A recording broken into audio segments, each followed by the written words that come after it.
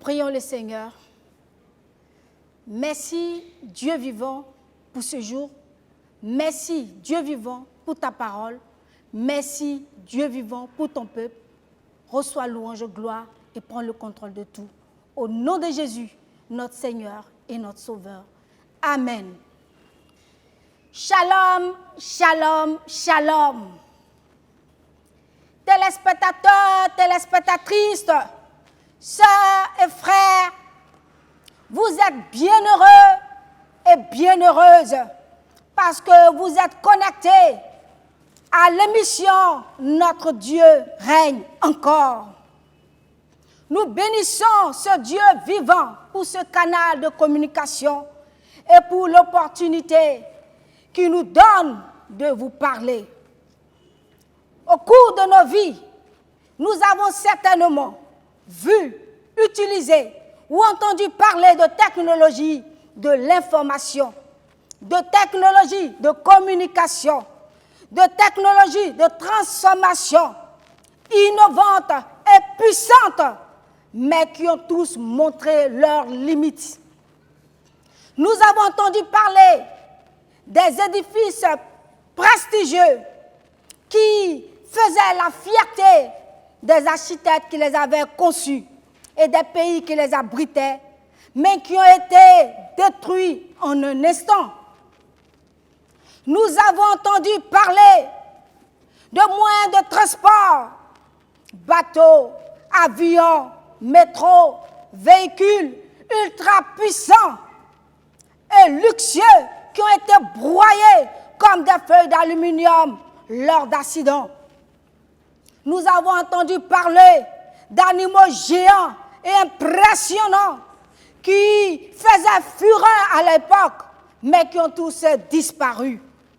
Nous avons entendu parler de grands rois, de forts guerriers, de savants et philosophes, de renom, de grands révolutionnaires, de riches et de nobles familles qui ont fait le temps, mais qui ont aussi disparu.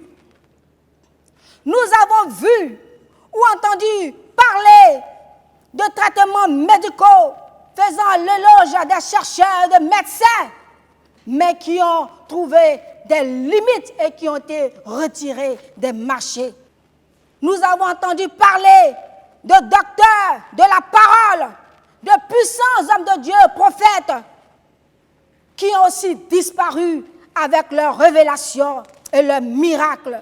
Le cas de Teudas et de Judas le Galiléen, cité dans les Actes des Apôtres, le chapitre 5, les versets 36 à 37. Ces personnes et leurs œuvres ont été, mais ne sont plus. D'autres sont et ne seront plus.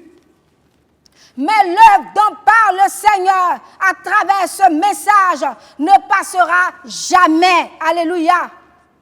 Et rien ni personne ne pourra la détruire. Même pas le temps, d'où notre thème. Cette œuvre, ils ne pourront la détruire. Tiré des Actes, le chapitre 5, le verset 39a que je lis. Mais si elle vient de Dieu, vous ne pourrez la détruire. Parole de Gamaliel, un rabbin renommé de son époque, au persécuteur des apôtres de Jésus-Christ.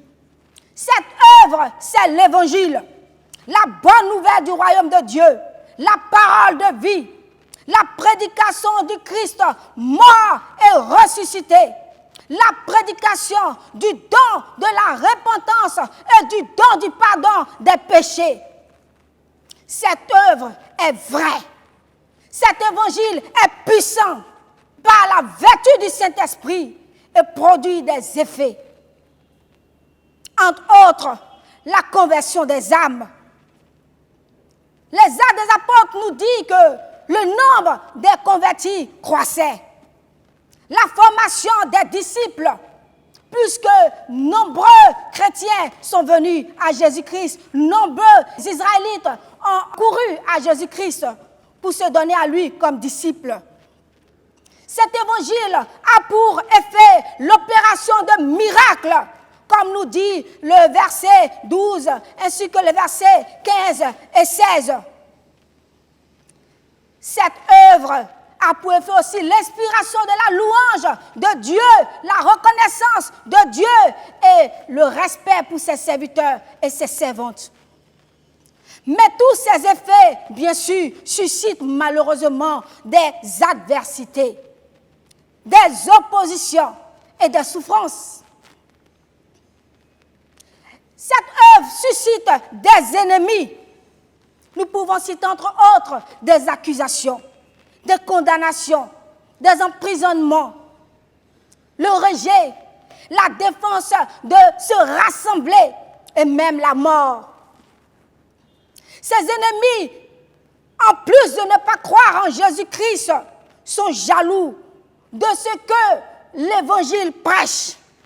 Ils sont furieux à cause du message de l'Évangile parce qu'ils se sentent coupables.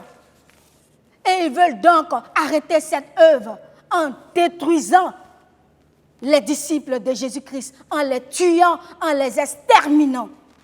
Mais cela est impossible. Cela est irréalisable.